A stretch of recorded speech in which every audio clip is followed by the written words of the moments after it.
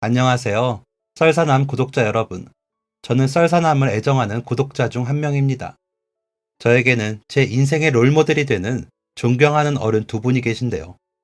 그분들로부터 배운 삶의 지혜와 그분들의 인덕이 가져온 선한 영향력을 말해보고자 이렇게 사연을 쓰게 되었습니다. 저는 미혼모입니다. 부끄러운 이야기이기는 하지만 제 과거를 숨기고 싶지 않아요. 지금의 저는 과거의 저와 다른 사람이니까요. 저는 미혼모 이전에 삶을 포기한 사람이었습니다. 삶의 낙이라는 걸 한 번도 느껴본 적이 없었고, 진짜 사랑이 무엇인지도 경험해 본 적이 없었죠. 가장 가까이서 진짜 사랑을 보여줘야 하는 부모가 없었으니, 어찌 보면 자연스러운 일이었을까요? 누군가는 부모가 주지 못하는 애정을 조부모나 하다못해 양부모에게서 받던데, 저는 하나뿐인 혈육인 이모에게서 애정은커녕 원망만 듣고 자랐습니다. 저는 6살쯤 어머니의 손을 잡고 이모에게 갔습니다. 방 한 칸이었던 이모의 방은 작았고 어두웠습니다. 곰팡이 냄새로 쿰쿰하기까지 했죠. 하지만 이모의 몸에서는 코를 찌르는 향수 냄새가 났습니다. 어릴 때는 그 냄새가 향수 냄새라는 것도 모르고 기분 나빠하기만 했던 것 같네요. 반면에 제 어머니에게서는 부드러운 섬유유연제 향기가 났습니다. 그런데 늘 부드럽고 다정하던 어머니는 저를 이모에게 맡기고 떠났습니다. 이모와 어머니는 저를 사이에 두고 계약하듯 저에 관한 이야기를 나누었어요. 그래서 돈은 언제 보내줄 건데? 매달 15일에 보내줄게. 보내줄 수 있는 거 확실한 거야? 계약서 보여줬잖아. 앞으로 월급 꼬박꼬박 나올 거니까 보내줄게. 마주보고 서 있는 어머니와 이모의 분위기는 사뭇 달랐습니다. 분명 자매였는데 다른 사람 같았어요. 두 분이 나누는 이야기의 주제는 다름 아닌 돈이었습니다. 돈을 언제 보낼 거냐, 얼마나 보낼 거냐였죠. 이모는 확인을 거듭했고 저를 언제 데리러 갈지도 물었습니다. 돈에 관한 이야기는 확실하게 대답했던 어머니는 언제 데리러 올 건지에 대한 질문에는 쉽게 대답하지 못하셨어요. 조금 생활이 안정되면 그때 데리러 올게. 그때까지만 맡아줘. 내가 그걸 어떻게 믿냐고. 솔직히 언니가 애 떼놓고 도망가면 나 언니 못 찾아. 어머니는 강하게 부정했습니다. 나 그럴 사람 아닌 거 너도 알잖아. 이모는 코웃음을 치며 말했죠. 솔직히 그걸 어떻게 믿어. 나랑 언니랑 다시 만난 지 얼마 되지도 않았어. 그 사이에 어떻게 변했을지 내가 어떻게 알고. 그리고 만난 지 얼마 되지도 않아서 나한테 애나 맡기려고 하잖아. 솔직히 말해봐 언니. 자식 맡기려고 나 찾은 거지? 어머니와 이모는 어떤 이유 때문에 오랫동안 서로 얼굴을 보지 않고 서로의 소식도 모른 채 모르는 사람처럼 살아왔다고 했습니다. 그러던 중 어머니가 먼저 이모를 찾았고 이모를 찾은 지 얼마 되지 않아서 이모에게 저를 맡기게 된 거죠. 어릴 때 저는 어머니와 이모 사이에 어떤 일이 있었는지 전혀 알지 못했습니다. 이런 이야기를 들으면서도 그저 어머니와 헤어지는 것이 슬펐어요. 사나워 보이는 이모와 살게 된다는 것도 우울한 현실이었죠. 어머니와 이모는 오랜 대화 끝에 타협점을 찾았습니다. 뭐? 1년? 장난해? 그동안 내가 애 뒤치다꺼리나 하라고? 언니 미쳤어? 그렇지만 1년은 일해야 퇴직금이 나와. 그게 있어야 어디든 가서 정착할 수 있어. 이모는 짜증난다는 듯 날카롭게 소리 질렀습니다. 아, 그러게. 왜 이혼은 해가지고 돈 잘 버는 남자한테 시집 갔으면 어떻게 해서든지 잡아야지. 언니가 뭐가 잘났다고 굴러들어온 복을 걷어차는데 잘 사는 남자 잡아서 결혼했다길래 콩고물 좀 떨어질까 싶었는데 일단 혹이나 달아버리고 말이야. 이모가 말한 혹은 저였습니다. 이모가 말하는 돈 많은 남자는 제 친부였죠. 제가 기억하는 친부는 가정에 전혀 관심이 없는 사람이었습니다. 자신의 감정을 드러내는 일도 없었고 자신의 피가 흐르는 저도 몸이 건조하게 바라보는 사람이었어요. 저는 아버지의 애정과 사랑을 한 번도 경험해 본 적이 없었습니다. 어머니도 그런 아버지와 살면서 권태로움을 느끼셨겠죠. 어머니는 이모의 짜증 섞인 말투에 기가 죽었는지 1년 안에 안 오면 네가 하고 싶은 대로 해도 돼. 정말 다시 돌아올 거야. 돈도 조금 더 보낼게. 하고 싶은 대로 해도 돼. 라는 말의 의미는 저를 어딘가로 보내든 말든 알아서 해도 된다는 의미였을 겁니다. 그만큼 자신이 돌아오리란 걸 확실히 하고 싶었던 거였겠죠. 이모는 돈을 조금 더 보낸다는 말에 혹했는지 구체적인 액수를 물었고, 어머니가 말한 금액이 만족스러웠는지 저를 1년 동안 맡아주기로 했습니다. 그렇게 어머니가 돌아가신 뒤 이모는 제가 들고 온 짐가방을 구석에 던져놓으며 말했습니다. 언니가 돈 준다니까 데리고 있긴 하는데 귀찮게 하지 마. 밥도 알아서 챙겨 먹고 말썽 부려서 귀찮은 일 만들면 가만 안 둔다.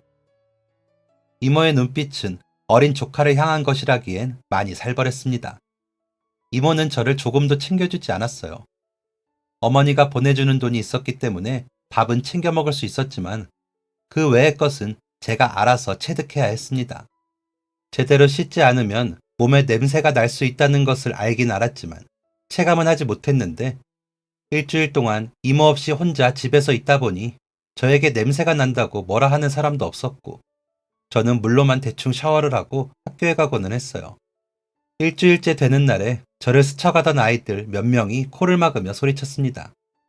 아, 냄새! 뭐야, 어디서 나는 냄새야? 그리고 코를 막은 채 저에게 다가왔죠. 야, 너한테서 쓰레기 냄새나! 저는 그날 이후로 씻는 것에 광적으로 집착하기 시작했습니다. 그리고 깨달았어요. 나는 이 세상을 홀로 살아남아야 한다는 것을요. 그렇게 1년이 지났고 어머니가 저를 데리러 올 시기가 되었습니다. 그런데 어머니는 돌아오지 않았어요. 돈을 더 보내겠다라는 말만 남겼을 뿐 얼굴도 비추지 않았습니다. 이모는 옆에 있는 것을 아무거나 집어던지며 저에게 화풀이를 했습니다. 그 이후로 6개월이 지났을 때 어머니는 그나마 보내던 돈의 액수를 조금씩 줄이셨어요. 그럴수록 저를 향한 이모의 폭력적인 태도는 심해져 갔습니다. 설상가상으로 이모의 알코올 중독 증세가 심해지면서 저는 지옥 같은 나날을 살아야 했습니다. 하루는 울면서 애원했어요. 1년 지나면 저를 어떻게 해도 괜찮다고 했잖아요. 그냥 저를 다른 데로 보내주세요. 그렇게 하면 이모도 편하시잖아요. 그런데 이모는 저를 놓아주지 않았습니다. 그나마 보내는 어머니의 돈이 알코올 중독으로 일상생활조차 힘든 이모에겐 소중한 것이었겠죠. 무엇보다 가만히 숨죽이고 이모의 폐악질을 받아주는 저를 놓치고 싶지 않았을 것입니다. 이모는 저에게 집착했어요. 저를 이모의 소유물인 양 구속하고 사람들과 관계를 맺는 것조차 차단했죠.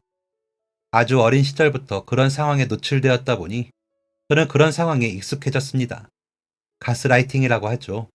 저는 청소년 시절이 지날 때까지도 이모의 가스라이팅에 넘어가 있었어요. 당연히 학교 생활은 엉망이었고 주변에는 의지할 사람이 한 명도 없었습니다. 그래서 저에게 자그마한 정을 주는 사람에게 앞뒤 구분 못하고 매달렸나 봐요. 제 아이의 생부는 준수한 외모에 듣기 좋은 목소리를 가진 사람이었습니다. 하는 행동은 얼마나 다정한지, 그 좋은 목소리로 저에게 사랑 고백을 하면 저는 벅찬 감정으로 말도 꺼내지 못했죠. 그 사람은 이모에게 속박된 인생을 살았던 제게 있어 구원자 같은 존재였습니다.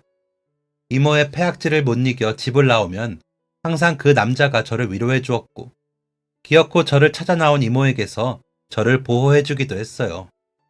이모는 제가 점점 이모의 손에서 벗어나자 제가 다니는 고등학교까지 찾아와서 난동을 부렸습니다. 그게 1년 정도 지속되니 부끄럽고 창피해서 살 수가 없겠더라고요.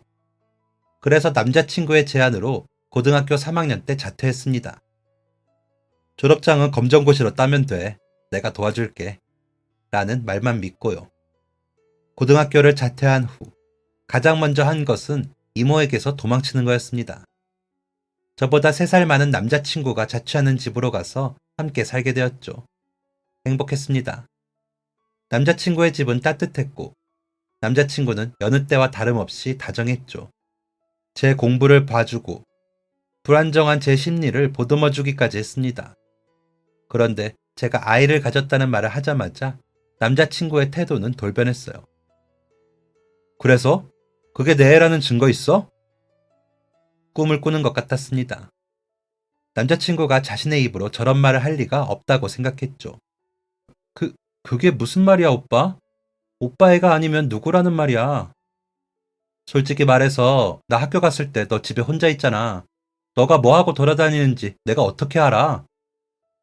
나 그 시간에 공부하고 있는 거 오빠도 알잖아. 내가 집에서 나오라고 했을 때 순순히 따라 나오는 것부터 알아봤어. 남자친구가 나오랬다고 집에서 나오는 애가 어디 있냐? 그건 오빠가 그렇게 하라고 한 거고. 내로남불의 정석이었습니다. 내가 그랬어도 너가 그러면 안 됐지. 나는 남자잖아. 남자 욕심에 충동적으로 그런 제안을 한 건데 너가 거절을 했었어야지. 너가 거절했으면 이렇게 덜컥 애가 생길 일도 없었을 거 아니야. 저는 남자친구가 무언가 오해하고 있다고 생각했습니다. 남자친구는 누구 애인지도 모를 애를 가졌으니 당장 집에서 나가라고 했어요. 하지만 저는 갈 곳이 없었습니다. 이모와 함께 살던 그 거지 같은 집구석으로 돌아가고 싶지 않았어요. 그렇다고 친구가 있는 것도 아니었습니다. 게다가 제 배에는 아이까지 있었죠. 이 상태에서 쫓겨나면 어떻게 살아야 할지 도무지 방법이 보이지 않았어요. 그런데도 남자친구는 차가웠습니다. 남자친구는 돈이 조금 담긴 봉투를 주며 이렇게 말했습니다. 이거 가지고 나가. 내가 해줄 수 있는 최소한의 배려니까. 저는 그렇게 겨울의 초입, 남자친구 집에서 나왔습니다. 허름한 모텔방에서 지내며 매일같이 남자친구를 찾아갔어요. 제발 대화를 한 번만 해달라고요. 그런데 남자친구는 단호했고, 남자친구는 종강을 하자마자 집을 빼서 자신의 본가로 내려갔습니다. 들리는 소문에 의하면 방학 기간 동안 해외에서 여행을 할 거라고 하더라고요. 그런 말을 들었는데도 저는 포기할 수 없었습니다. 배가 점점 불러올수록 남자친구가 간절했어요. 태어나서 처음으로 마음을 준 사람인데 그 사람이 저를 버렸다는 걸, 그동안 철저히 속은 것이라는 걸 차마 인정하기가 힘들었기 때문이었죠. 하지만 6개월 뒤 수소문에서 찾은 남자친구 옆에 저보다 훨씬 예쁜, 누가 봐도 사랑을 많이 받고 자란 여자가 서 있는 것을 보고 저는 인정할 수밖에 없었습니다. 저는 누구보다 사랑했던 남자친구에게 놀아나다가 버려진 불쌍한 여자, 그 이상도 그 이하도 아니라는 걸요. 그렇게 제 세상은 완전히 무너졌습니다. 솔직히 말하자면 뱃속의 아이가 원망스럽기도 했어요. 아이만 없었다면 새로운 인생을 살 수 있을 것만 같은데 제 인생은 이미 너무나 많은 게 변해 있었거든요. 그렇다고 아이를 포기할 수도 없었습니다. 아이가 제 뱃속에 살아있는 게 느껴지기 시작했거든요. 그래서 살기 위해 발버둥 쳤습니다. 제가 지내던 허름한 모텔의 청소를 시작으로 할 수 있는 일은 다 했어요. 배가 불러 숨을 쉬는 것조차 힘든데도 일을 했습니다. 만삭의 임산부가 일을 한다고 찾아오니 모두가 저를 거절했어요. 일을 하다가 진통이라도 와봐. 어떡할 건데? 출산일이 가까워지면 그만둘게요. 그 전까지만 어떻게 안 될까요? 사장님은 이상하다는 듯 물었습니다. 아니, 애 아빠는 어디 가고 만삭인 애 엄마가 일을 해? 응? 잠깐.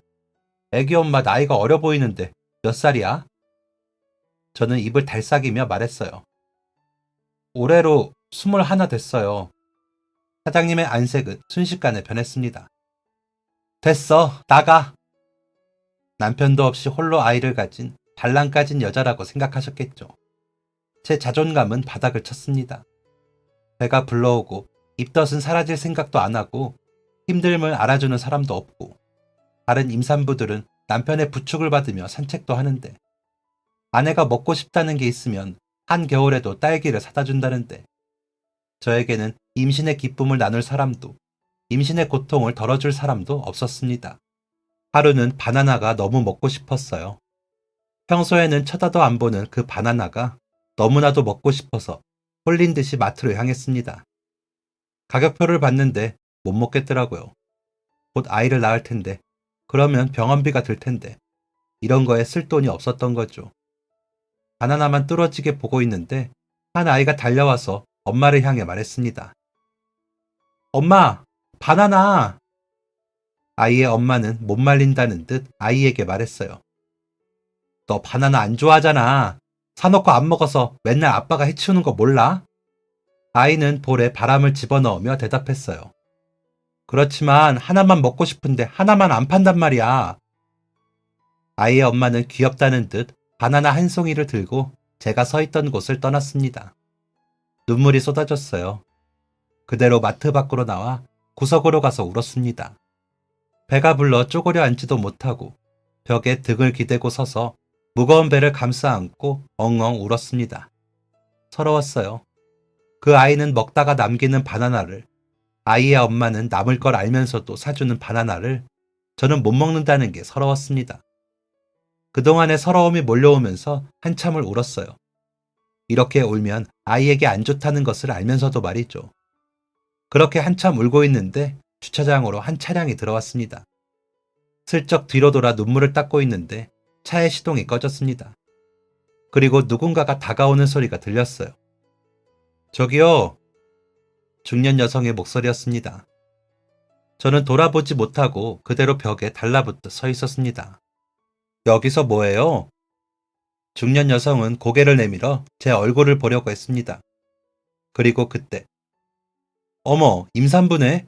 여기서 서서 뭐해요? 아주머니는 저를 더욱 가까이서 보기 위해 제 앞으로 성큼 다가왔고 눈물 범벅된 제 얼굴을 보았습니다. 어머, 저는 도망치려고 했어요. 죄송합니다. 뭐가 죄송한진 모르겠지만 그냥 죄송하다는 말이 나왔습니다.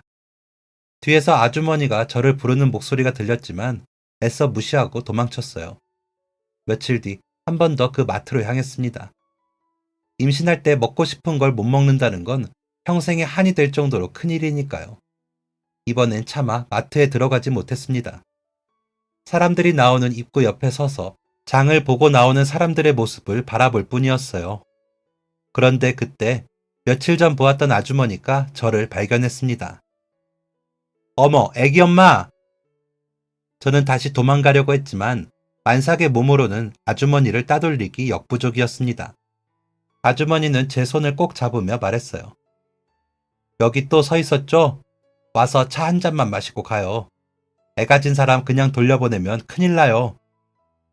미신 때문에 저를 들인 거라고 말씀은 하셨지만 이건 저를 배려하기 위한 말이었다는 걸 알고 있습니다.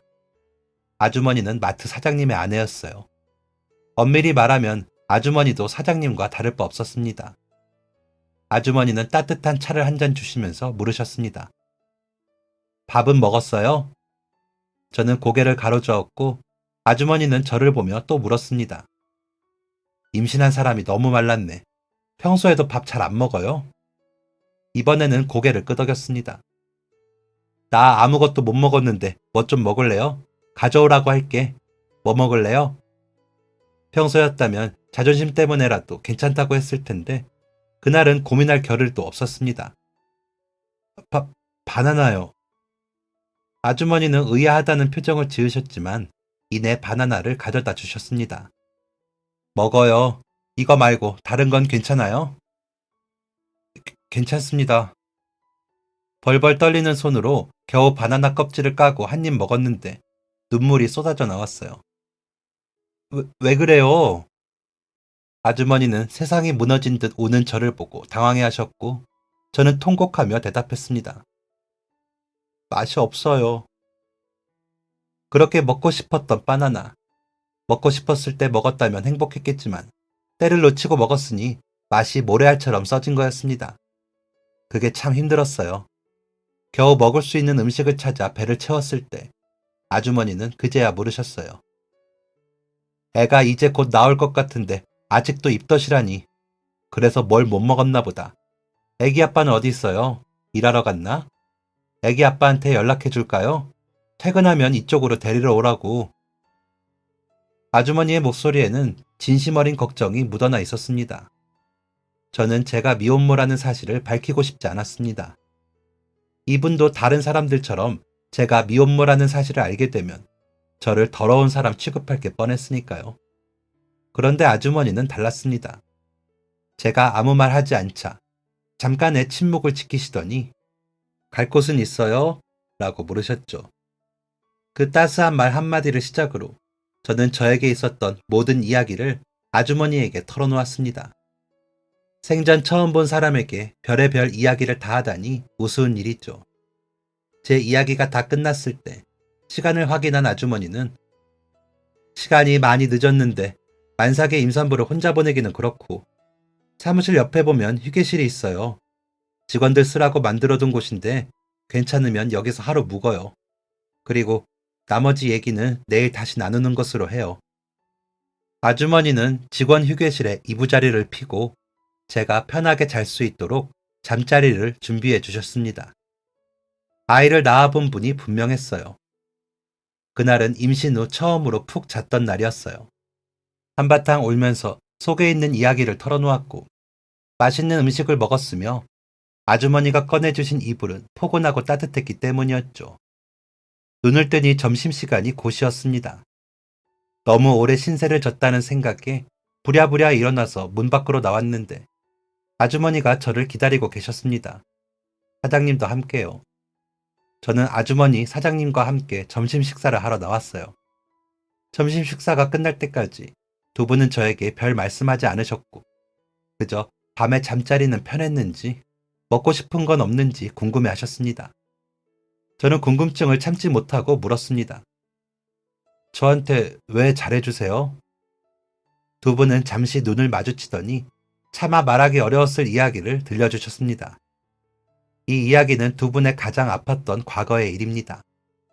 같은 동네에서 자라 결혼을 하게 된 두 분은 성실하게 일을 해서 지금의 마트의 사장이 된 거였어요.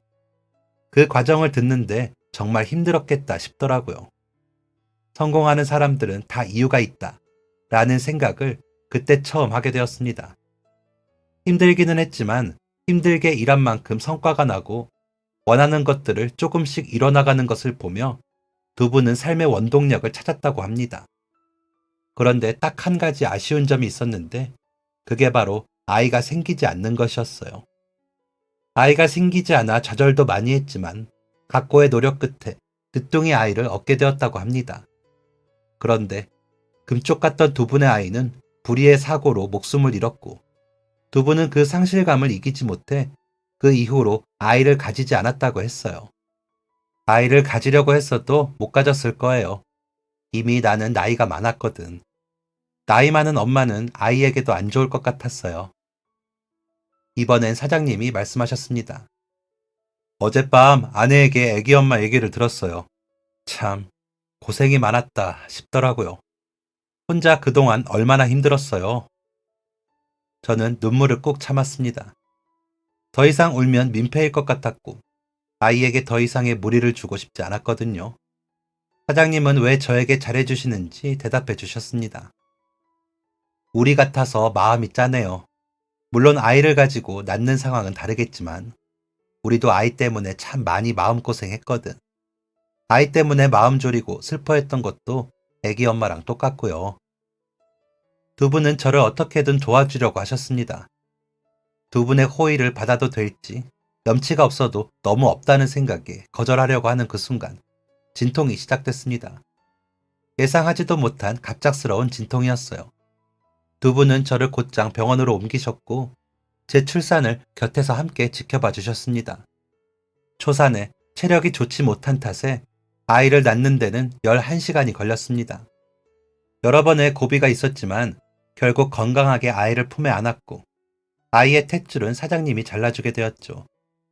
제가 제 아이의 탯줄까지 잘라주신 분들에게 어떻게 고집을 부릴 수가 있겠어요. 그럼 두 분이 도와주시는 걸 감사히 받을게요. 딱 한 번만 신세줘도 될까요? 얼마든지. 몸조리하고 일을 시작할 수 있을 때까지만 마트 휴게실에서 지내는 걸 허락해 주세요. 직원분들이 쉬실 때 방해되지 않도록 어떻게든 해볼게요. 두 분은 의아해하며 물으셨습니다. 다른 도움을 줄 수도 있어요. 왜 굳이 몸조리가 끝날 때까지 해요? 그리고 휴게실은 또 뭐고? 그건 정말 하룻밤만 지낼 수 있는 곳이에요. 그건 알고 있어요. 다만 이 상황에서 제가 뭘 더 어떻게 해야 하는지 모르겠어요. 저한테는 마트 휴게실도 호텔 같아요. 가본 적은 없지만. 그리고 일을 시작하면 일을 해서 그동안 돌봐주신 값을 갚을게요. 두 분은 제 말을 거절하셨지만 제 간절한 부탁에 결국 고개를 끄덕이셨습니다. 대신 휴게실은 안 돼요. 애기 엄마가 불편해할 것도 그렇지만 우리 직원들이 얼마나 불편하겠어. 갓 출산한 산모가 거기 있으면 어떻게 편하게 쉴 수 있겠냐고. 안 그래도 우리 건물에 방이 하나 나가요. 세입자 들어오려면 기간이 좀 남았는데 거기서 지내요. 짐도 별로 없을 테니 바로 들어올 수 있을 거고. 전 세입자 나갈 때 청소도 싹 해놔서 바로 지낼 수 있을 거예요. 선택의 여지가 없는 저는 염치불고하고 두 분의 건물로 향했습니다. 그 건물은 두 분의 건물이었는데 가장 꼭대기층이 두 분의 집이라고 했어요. 한 건물에 살다 보니 두 분과의 교류가 더 활발해졌습니다. 특히 두 분은 제 아이를 너무나 예뻐해 주셨습니다. 마치 자신들의 친손주라도 되는 양 챙겨주셨죠. 그렇게 저는 두 분과 함께 있는 것에 익숙해졌습니다. 일할 수 있게 되었을 때 일을 하려고 하는데 아이를 데리고 일할 수 있는 곳이 없더라고요. 아이를 어린이집에 맡긴다고 하더라도 이 어린아이를 오랫동안 맡길 수 있을 리 만무했죠. 발만 동동 구르고 있는데 아주머니가 먼저 마트의 사무직을 제안하셨습니다. 저는 그런 일을 해본 적도 없어요. 일은 배우면 되는 거야. 일이 많지 않아서 하루에 몇 시간만 일해도 괜찮아. 대신 일을 많이 안 하는 대신 월급은 많지 않을 테니까 알아두고. 그렇게 일을 시작했고 아이가 크면서 일하는 시간을 점차 늘려갔습니다. 두 분에게 월세를 내게 되었고 돈 모으는 재미도 알게 되었어요. 그 사이에 많은 일을 겪었습니다. 전세를 구하려고 했는데 사기를 당할 뻔했다거나 진상 손님을 응대하는데 성질을 죽이지 못해서 노발대발 손가락질을 하며 싸우거나 대출받는 법, 하다못해 통장을 만드는 방법까지 두 분에게 배웠어요. 평범한 가정에서 태어났다면 사회에 나오기 전 가정에서 학교에서 배워야 하는 것들이었죠. 그렇게 저는 세상이 돌아가는 방법을 알게 되었고 저와 제 아이를 지킬 수 있을 정도의 능력을 가지게 되었습니다. 가끔 대시하는 남자들이 있긴 했지만 제 생의 남자는 다시는 없었기 때문에 모든 구애를 쳐내며 아이를 키우는 데 집중했어요. 두 분은 저에게 부모님 같은 존재가 되어 있었죠. 제 아이들도 두 분을 할머니, 할아버지로 알고 컸어요. 아빠가 없어서 제가 너무 오냐오냐 키울까봐 걱정했는데 다행히도 할아버지인 사장님이 아이가 잘못했을 때 엄하게 혼내는 역할을 해주셔서 아이를 잘 양육할 수 있었다고 생각합니다. 사랑을 주면서도 따끔하게 훈계하는 게 저한테는 쉽지 않더라고요. 그렇게 점점 시간이 흘러 제 나이도 30세가 되었습니다. 그 사이에 제 아들은 초등학교에 입학했죠. 그리고 저는 더 이상 제가 미혼모라는 사실을 부끄러워하지 않게 되었습니다. 저는 제 아이를 지킨 사람이었으니까요. 아이를 어떻게 가지게 되었든 제가 가진 생명을 무사히 잉태하고 이렇게 건강히 키운 건 명백한 사실이었습니다. 그리고 제가 기죽지 않는 것이 제 아이를 위하는 길이라는 것을 확신하기도 했기 때문이죠. 저는 마트의 점장으로 일하고 있었는데 어느 순간부터는 사장님과 아주머니가 하시던 일을 도맡아서 하기 시작했습니다. 미혼모라는 사실 때문에 저를 업신여겼던 직원들도 제 능력을 인정하기 시작하면서 미혼모를 바라보는 시선을 좀 더 부드럽게 바꿔주었습니다. 사장님과 아주머니가 하시던 일에 조금 익숙해졌을 때쯤 마트 입구에서 큰 소리가 났습니다. 가까이 가보니 저희 직원이 앳돼 보이는 학생을 쥐잡듯이 잡고 있는 장면이 보였어요. 지금 뭐 하는 거죠? 매니저님. 지금 무슨 일인데 손님에게 이렇게 하는 거예요? 직원은 당황해하며 대답했습니다. 그게 무슨 일이 있었던지 간에 손님을 그것도 이렇게 많은 사람들이 다니는 자리에 앉혀놓다니 손님 모시고 사무실로 올라오세요. 곧이어 직원과 손님이 사무실로 왔습니다. 손님과 싸움이 난 이유는 손님이 물건을 훔치려고 했기 때문이었어요. 그런데 훔친 물건이 이상했습니다. 빵, 젤리, 과자 등 비싼 것보다는 먹는 것 위주였어요. 사장님은 이에 관련된 일을 저에게 맡긴다고 하시고는 사무실을 나가셨고 저는 물건을 훔친 학생에게 왜 물건을 훔쳤느냐 물어봤어요. 그런데 학생은 잘못했다고 이야기하거나 변명하는 것도 없이 뻔뻔하게 대답했습니다. 그냥요. 어이가 없더라고요. 어린 학생이 이러는 데는 이유가 있을 거라는 생각을 잠깐 했던 게 무색해졌죠. 학생의 외모를 살펴보는데 인상이 매우 사납더군요. 머리도 염색을 했었는지 머리카락 뿌리가 검게 올라와 있었고 화장도 진했죠. 누가 봐도 놀기 좋아하는 학생의 모습이었습니다. 저는 그냥이라고 대답한 학생에게 그럼 심심풀이로 물건을 훔쳤다는 거예요? 라고 말했고 학생은 제 눈을 똑바로 쳐다보며 이렇게 대답했습니다. 그렇다면요? 적반하장도 유분수지. 물건을 훔치다가 걸려놓고 뻔뻔하게 나오는 거에 매우 화가 났어요. 학생은 여기서 그치지 않았습니다. 여기 발도 안 들이면 되잖아요. 얼마 되지도 않는 거에 손댔다고 발끈하는 꼴 부끄럽지도 않아요? 어른이 돼서 그 정도는 넓은 아량으로 이해해줘야지. 그거 계산해봤자 얼마 되지도 않거든요. 본인의 잘못이 무엇인지도 모르고 오히려 그 잘못을 저에게 덮어씌우는 걸 보니 얘는 안 되겠다 싶더라고요. 그래서 어쩔 수 없이 경찰을 불러야겠다 생각했습니다. 어쨌든 절도는 엄연한 범죄니까요. 이건 제 손을 벗어난 거라고 생각했습니다. 그럼 경찰을 불러야겠네요. 학생의 눈빛이 흔들리는 게 보였습니다. 왜요? 경찰 부른다니까 이제야 본인이 뭘 잘못했는지 알겠어요? 어린 학생이 무슨 사정이라도 있나 싶어서 사정이라도 들어보려고 했는데 그냥 훔쳤다니 이건 경찰에 신고해야죠. 학생은 아까의 기세는 어디다 보냈는지 눈을 떼굴떼굴 굴리며 이렇게 말했습니다. 그냥 보내주시면 안 돼요? 저는 코웃음을 치며 대답했습니다. 재미로 도둑질을 하는 사람을 제가 왜요? 이 상태로 내보냈다가 또 어디서 도둑질을 할 줄 알고요? 학생의 목소리는 점점 떨렸습니다. 안 그럴 거예요. 그걸 제가 어떻게 믿죠? 본인이 뭘 잘못한지도 모르는 사람이 다른 데서는 안 그럴 거라는 증거라도 있어요? 학생이 훔친 물건 계산해봤자 얼마 되지도 않는다고 했죠? 그 돈 때문에 어떻게 되는지 확실하게 느끼고 반성하도록 하세요. 라고 말한 뒤 경찰서로 전화를 하려는데 학생이 두 손으로 제 손목을 덥석 잡았습니다. 잠시만요. 제가 잘못했어요. 갑작스러운 태도 변화에 당황스러웠지만 경찰에 신고하겠다는 제 생각은 변하지 않았습니다. 제가 반응이 없자 학생은 배고파서 그랬어요. 배고파서. 라고 대답했죠. 그런데 이 말이 믿어지지 않았습니다. 방금 전 보여준 태도가 굉장히 불량했을 뿐만 아니라 이 말을 하는 모습도 그저 상황을 모면하려는 것 같았기 때문이었죠. 거짓말하지 말라며 실랑이를 하고 있는데 아주머니가 들어오셨습니다. 들어오셔서 자초지종을 들은 아주머니는 학생에게 그냥 가라고 하셨습니다. 저는 말렸어요. 거짓말인 게 딱 보이는데 왜 그러시냐고. 아주머니는 제 말을 끊고 학생에게 말하셨습니다. 그냥 가요. 그리고 혹시나 도움이 필요하면 언제든지 와요. 배고프면 주저하지 말고 와요. 알겠죠? 게다가 먹을 것들을 챙겨서 건네주었죠. 학생은 봉투를 받아 들자마자 뛰어서 돌아갔습니다. 저는 아주머니가 답답했어요. 딱 봐도 거짓말처럼 보이는데 왜 그냥 보내셨어요? 저런 애들은 여기서 확실히 하지 않으면 다른 데서도 저럴 거라니까요. 아주머니는 저에게 말씀하셨습니다. 나도 못 믿겠어. 저런 애들이 한둘이 아니었었어야지. 그런데 만약에 정말 배고파서 그런 게 맞다면?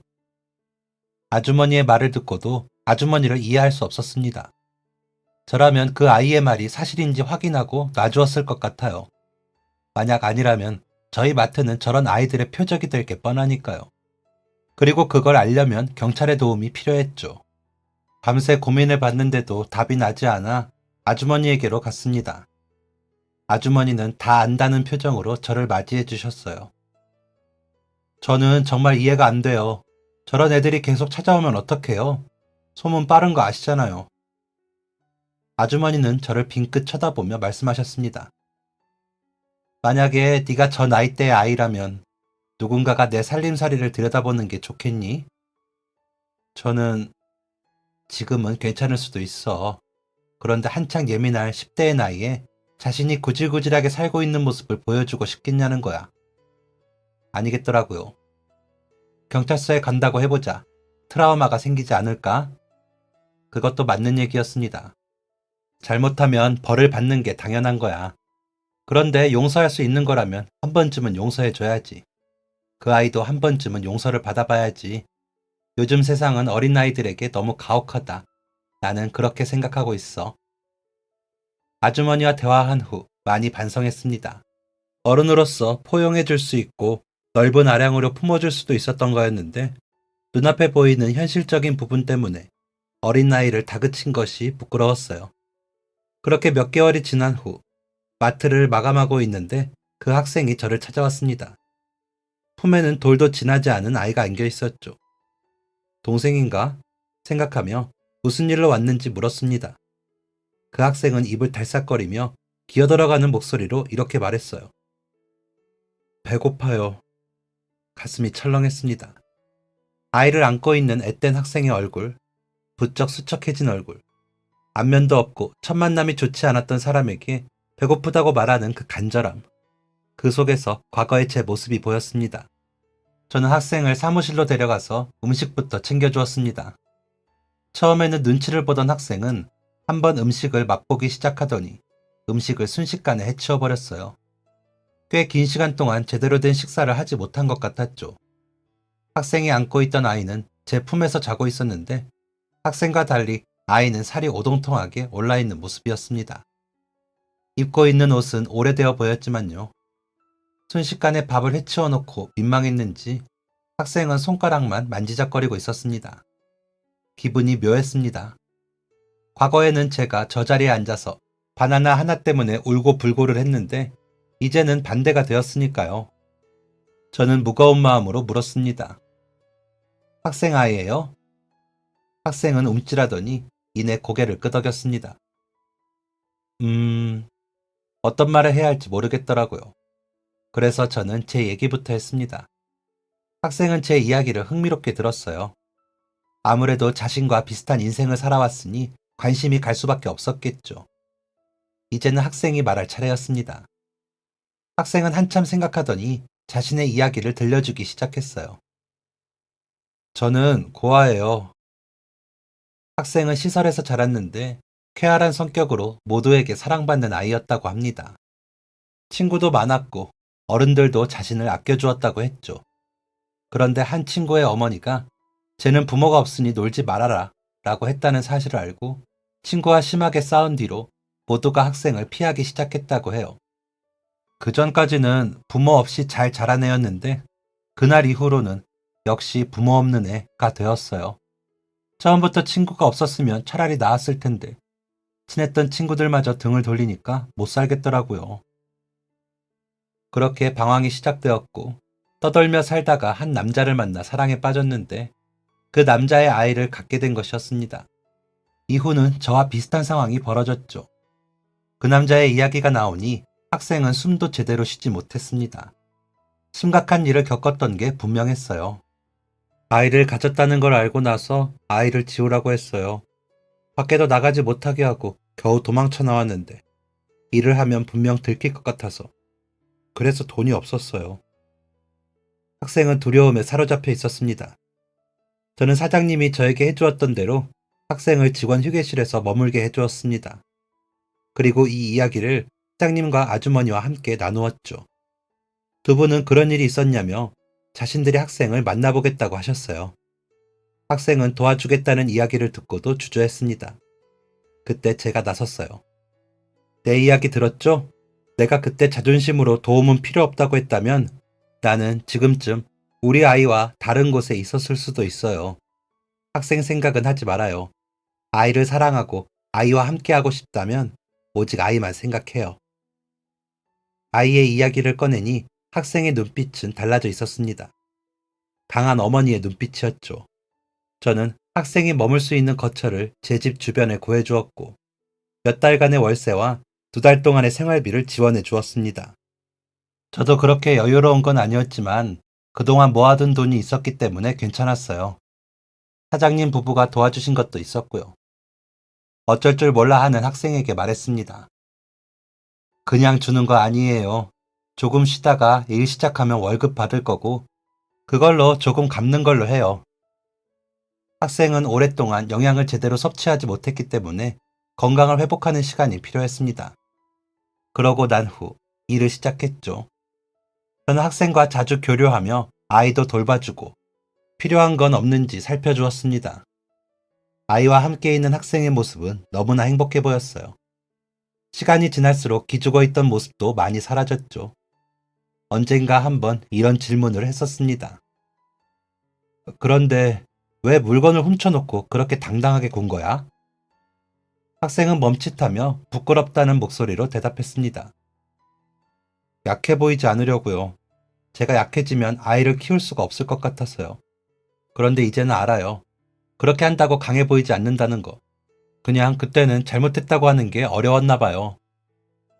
각박한 세상이 학생을 그렇게 만들었던 거였겠죠. 저는 학생에게 생활에 필요한 모든 것들을 알려주었습니다. 공과금 내는 것부터 화장실 청소를 깨끗하게 하는 법까지. 당연히 알아야 하지만 당연히 알기 쉽지 않은 것들을요. 학생은 마트에서 일을 하게 해주겠다는 말을 거절하고 다른 곳에서 일을 시작했습니다. 그리고 돈이 생기면 조금씩 돈을 갚았죠.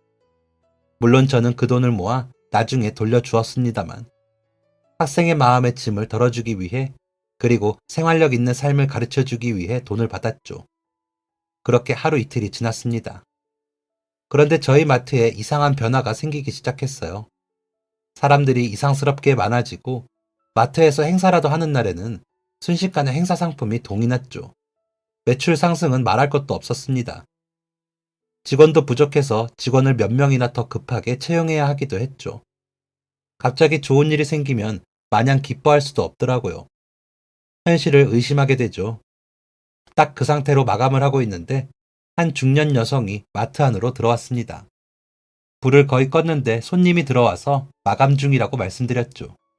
그랬더니 손님은 아쉬운 목소리로 우리 어머니가 꼭 여기서 장바오라고 했는데 지금이라도 계산하면 안 되는 거죠? 다소 당혹스러운 요청에 정중히 안 된다고 말씀드렸습니다. 그런데 손님은 계속해서 여기가 아니면 안 된다는 말만 반복하셨어요. 무슨 이유라도 있는 건가 싶어 물어보니 손님은 놀라운 이야기를 들려주었습니다.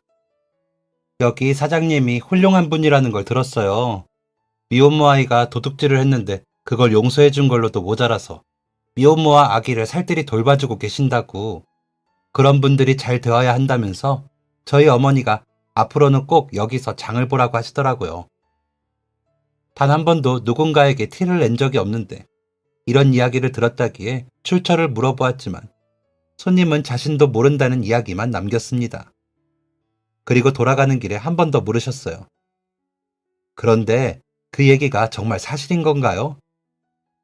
저는 고개를 끄덕였고 그 다음 날부터 더 많은 사람들이 마트에 오기 시작했습니다. 벌떼처럼 몰려오는 손님들을 감당할 수가 없어서 사장님과 아주머니 그리고 저는 머리를 맞댔습니다. 그렇다고 마트를 확장할 수는 없지. 그렇지. 우리가 대기업도 아니고. 무엇보다 이런 상황이 얼마나 갈지도 모르는데 섣불리 마트를 키우는 건 부담이 커. 그리고 예전에도 우리는 적지 않게 매출을 올리고 있었고 여기서 더 욕심을 부릴 이유가 없지. 저희는 고민에 고민을 거듭한 끝에 한 가지 대책을 마련했습니다. 저희 마트는 주변에 있는 농가와 협력해서 일을 시작했어요. 농가와 저희가 직접 거래를 해서 물건의 가격을 낮추고 농민들은 더 큰 수익을 낼 수 있었습니다. 그에 비해 저희가 가져가는 금액은 많지 않았죠. 인건비를 떼고 나면 얼마 남지 않는 금액이었는데 괜찮았습니다. 애초에 욕심은 없었고 저희 마트에 방문한 손님들이 만족하고 돌아가는 것만으로도 충분했으니까요. 그런데 계속해서 의문점이 남아 있었습니다. 대체 누가 학생과의 이야기를 알고 소문을 냈는지요? 그런데 그 범인은 다름 아닌 그 학생이었습니다. 학생이 자신이 일하는 곳에서 이 이야기를 살짝 꺼냈는데 그게 입소문을 타서 이렇게까지 알려진 것이었죠. 하필 학생이 일하는 곳의 사장님이 굉장한 마당발이었습니다. 학생은 미안해하며 말했습니다. 막 떠들어댄 건 아니고요. 그냥 같이 일하시는 분이 제 이야기를 물어보시길래 제 이야기를 한다는 게 그만. 저 때문에 곤란해지신 건가요? 그럴 리가 있겠습니까? 사실 그런 관심이 싫지만은 않았습니다.